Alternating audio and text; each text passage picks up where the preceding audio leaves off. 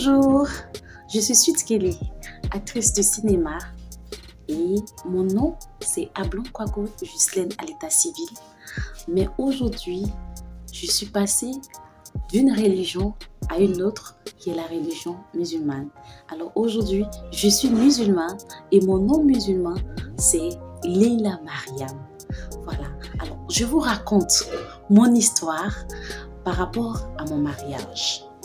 Mais c'était une très belle expérience que je n'avais jamais connue, jamais vue aussi, assistée bien sûr.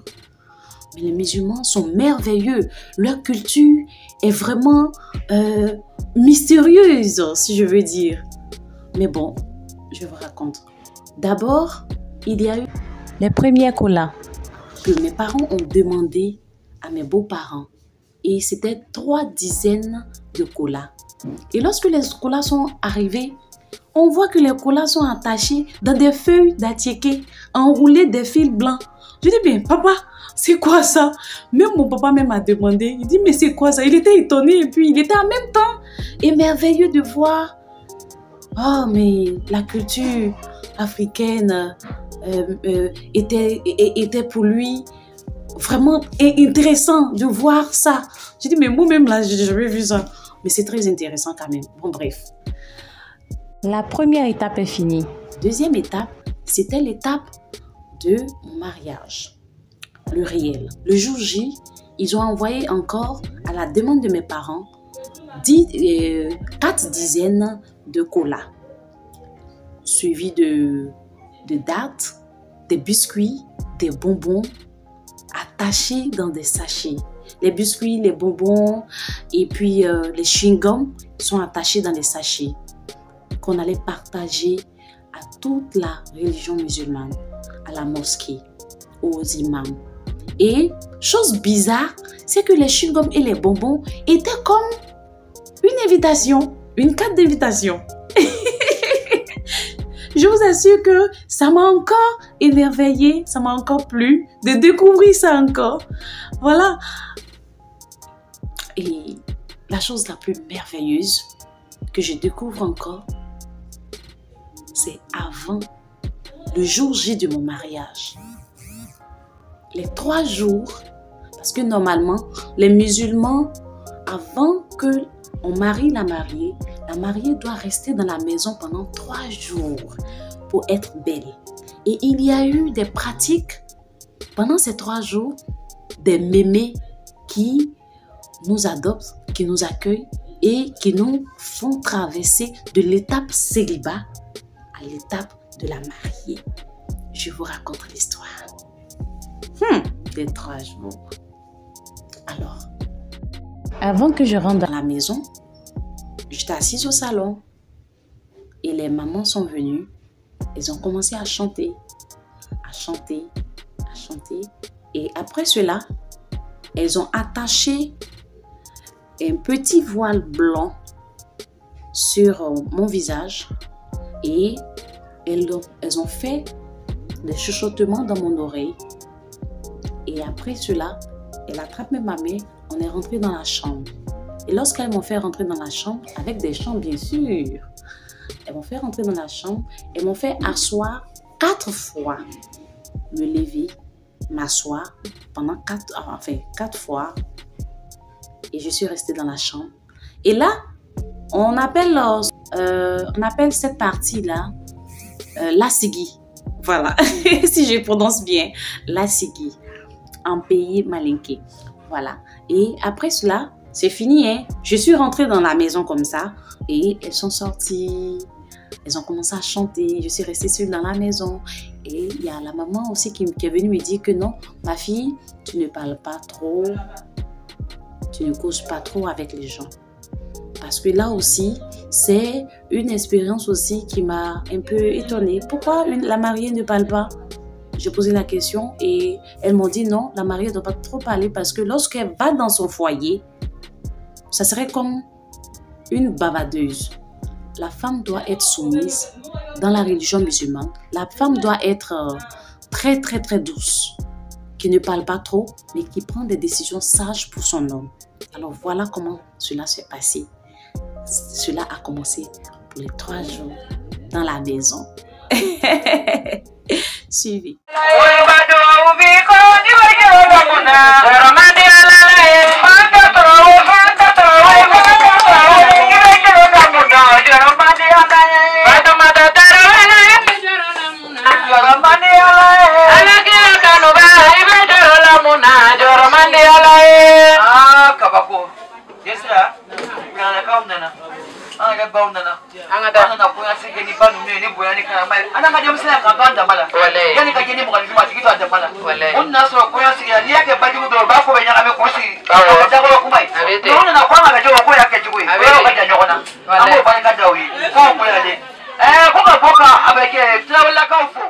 Deuxième étape, le deuxième jour des 3 jours que la mariée doit passer dans la chambre, à ne pas parler à quelqu'un, à être une femme sage, une femme douce.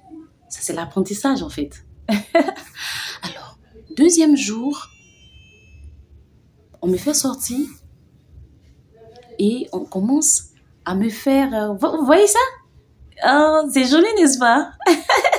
J'ai adoré. Et même sur mes pieds, on appelle ça des tatouages. Et puis, voilà, ils ont mis avec du djabi. C'est des petites feuilles qui rougissent après être écrasées. Donc, ils ont mis des djabis. Ils ont fait des jolis dessins. C'est merveilleux. Ça, c'était le deuxième jour.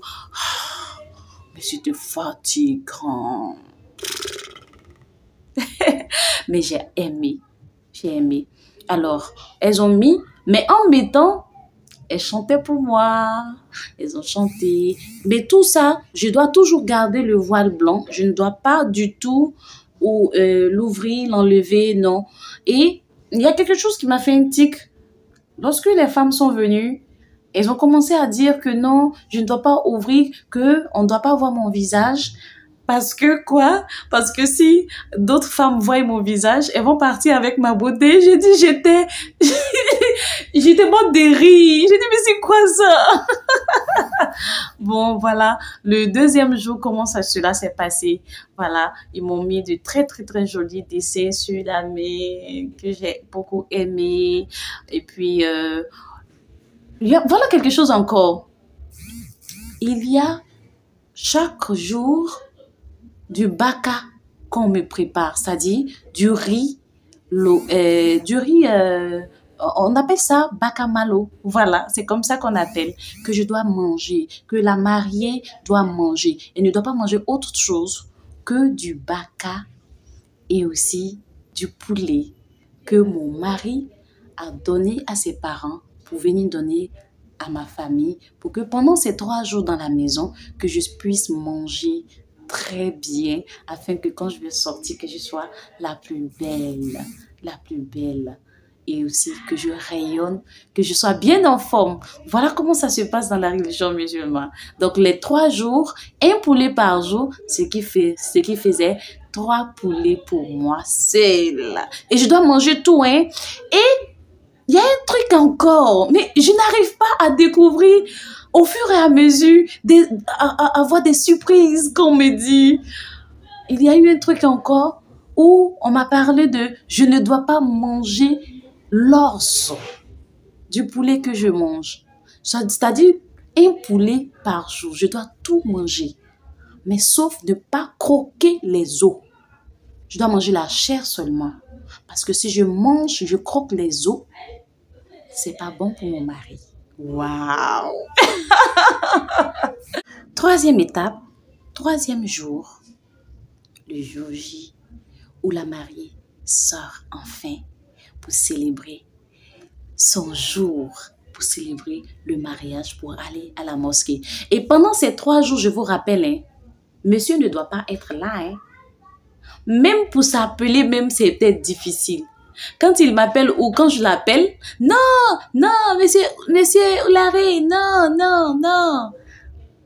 Ta femme ne doit pas trop parler. Waouh. Je ne dois pas trop parler au téléphone, je ne dois pas trop communiquer avec les gens qui viennent me saluer. Voilà, monsieur aussi ne doit pas sillonner dans les parages. Voilà un peu comment ça s'est passé. Alors le troisième jour, c'était vraiment très merveilleux. Le troisième jour, les mamans sont revenues, elles ont commencé à chanter encore et à me faire sortir de la chambre. Et elles m'ont fait encore la même chose qu'elles m'ont fait pour me faire rentrer dans la chambre, me faire lever, me faire asseoir 4 fois. Elles l'ont fait encore lorsqu'elles m'ont fait sortir pour venir au salon. Elles m'ont fait encore lever, m'asseoir 4 fois. Et là encore, il y a eu beaucoup de surprises agréables, hein? Voilà, les chansons par-ci, par-là. Et il y a aussi eu une femme sur qui je devrais m'asseoir sur ses genoux. Et elles font des chuchotements dans mon oreille. Mais tout cela, pas pour pouvoir enlever le voile qui est sur mon visage, non. Mais juste pour me faire sortir pour aller célébrer mon mariage. Et là, je devrais être toujours couverte. Voilà, du visage. Alors, il y a eu tout cela. Et maintenant, on m'a dit que je dois maintenant m'habiller, m'apprêter afin d'aller à mon mariage, célébrer à la mosquée. Donc, pendant tout ce temps, toutes celles qui viennent ne doivent pas trop regarder mon visage. Alors, ma maquilleuse est venue. Elle m'a fait un peu de maquillage léger. On me dit que je ne devrais pas mettre des mèches parce que c'est écrit dans le Coran que la femme ne doit pas mettre des mèches. Parce que quoi? Il y a des prières où elle doit faire et laver carrément la tête pour pouvoir pour que l'eau puisse toucher le cuir chevelu. Vous comprenez? Alors donc, je n'ai pas mis de mèche. Je suis partie de façon naturelle. Je ne dois pas trop me maquiller. Je dois être naturelle. Je ne dois pas mettre des faux ongles. Je dois être naturelle dans la maison de Dieu. Voilà comment ça s'est passé le troisième jour, le jour du mariage. Et là, je me suis habillée, je me suis apprêtée et nous sommes partis à la mosquée, étant toutes belles, toutes rayonnantes. Et vous voyez, chez les musulmans, la mariée, on l'appelle Koyomousso. Et tout le monde, j'ai dit, j'étais une star internationale. Tout le monde me regardait, tout le monde me regardait comme une star. C'était tellement merveilleux. Koyomousso, Koyomousso, Koyomousso.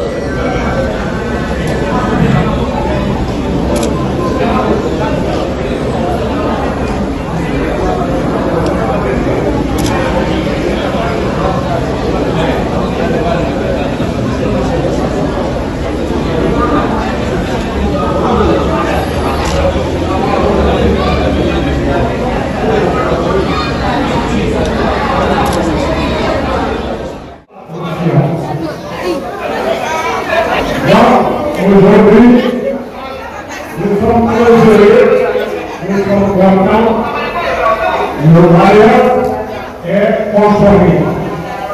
Mais tout le travail, la finition, il faut matérialiser. Pour la matérialisation de ce mariage, nous avons fait des certificats de mariage délivrés à le marié et à la mariée.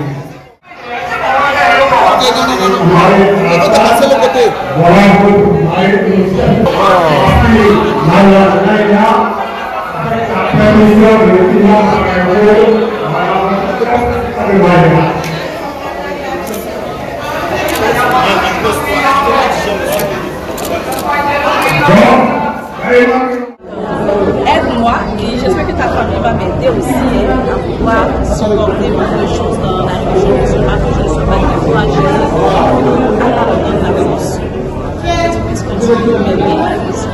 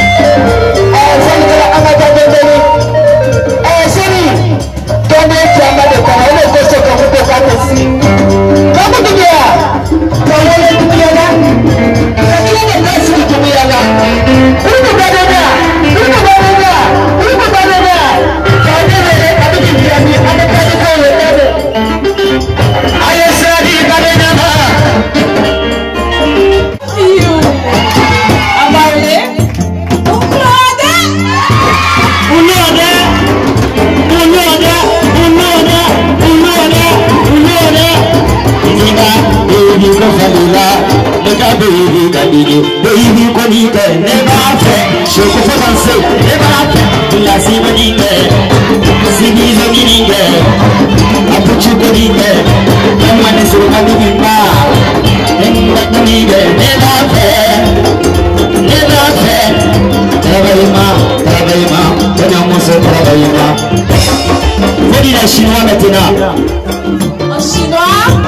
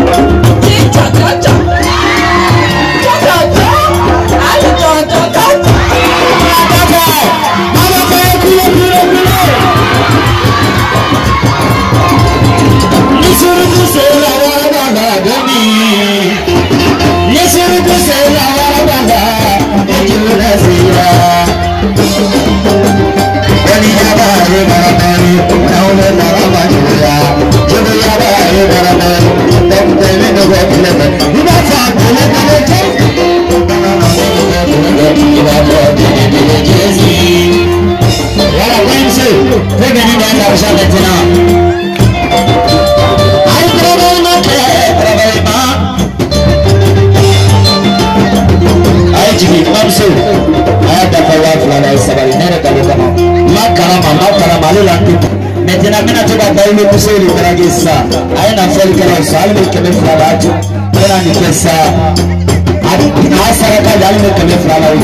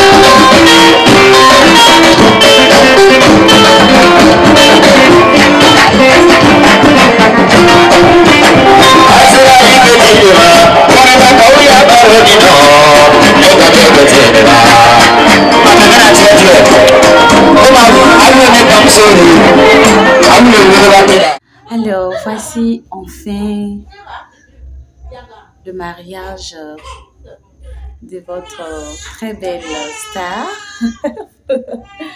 Sweet Kelly. J'ai voulu partager avec vous ce merveilleux moment, cette belle expérience, et j'espère que vous avez aussi découvert beaucoup de choses en même temps que moi. Vous avez aussi aimé, apprécié tout ce que je vous ai montré comme une nouvelle histoire, une nouvelle expérience qu'on n'avait jamais vue, que je n'avais jamais découvert. Donc, au passage, je profite de votre micro pour pouvoir dire un très grand merci à toutes les personnes qui ont effectué le déplacement pour venir à ce merveilleux mariage, et aussi dire merci à beaucoup de personnes qui ont été très gentilles, qui nous ont soutenus. Je veux parler du commissaire général du Ouaratou, Monsieur Abounidal de Genève, et aussi du directeur de Haut Cristal, Monsieur Mohamed. Il y a aussi, sans oublier, mon guide spirituel, Islam, que je donne un gros bisou, un très gros bisou. Il sait pourquoi je lui donne ce gros bisou-là.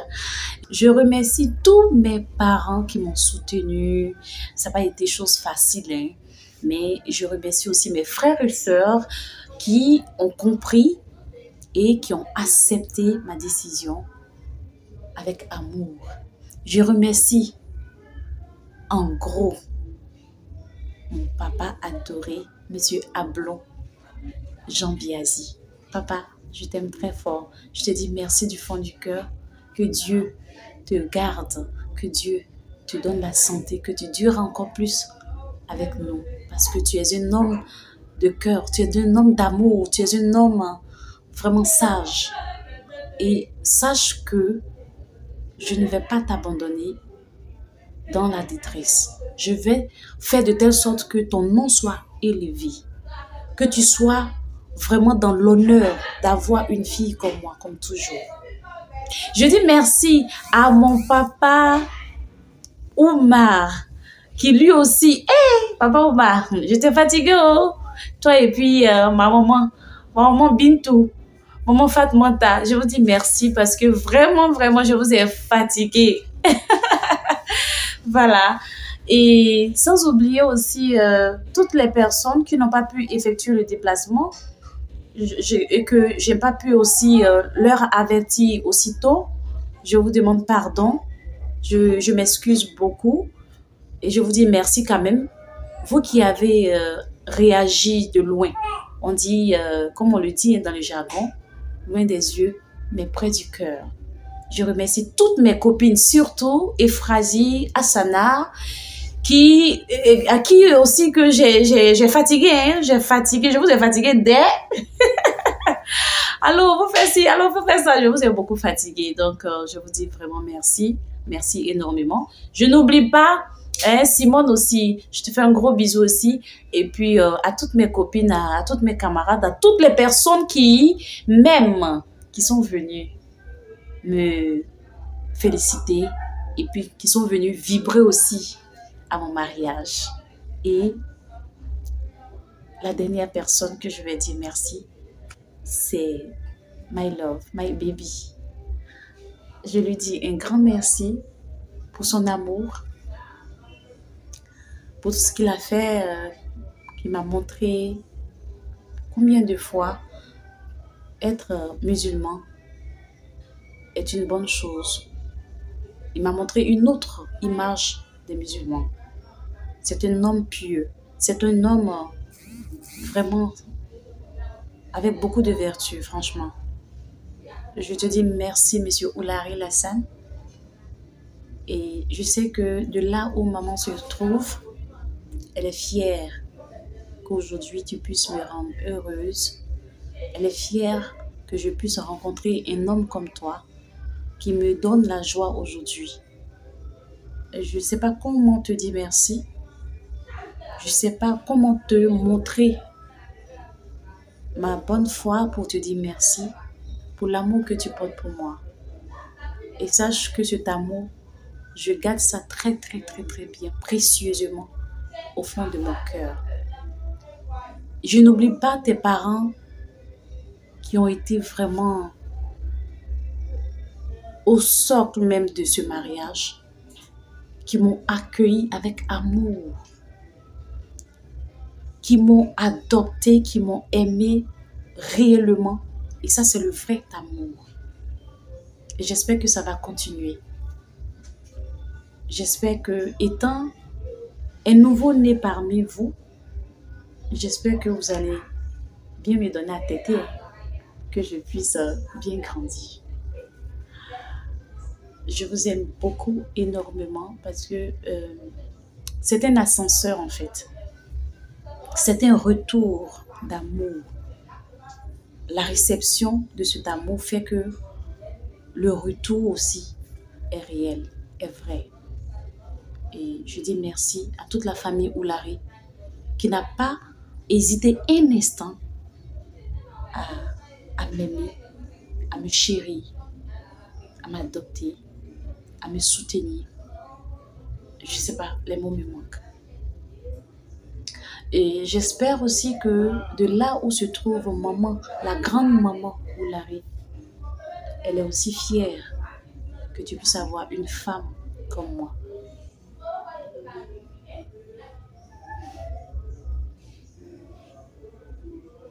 J'espère que nos deux mamans sont vraiment très heureuses là où elles se trouvent. Je vous dis vraiment merci.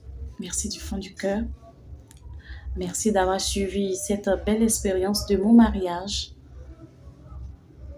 Je vous love et que Dieu nous garde, que Dieu nous aime toujours comme il a toujours fait. Merci.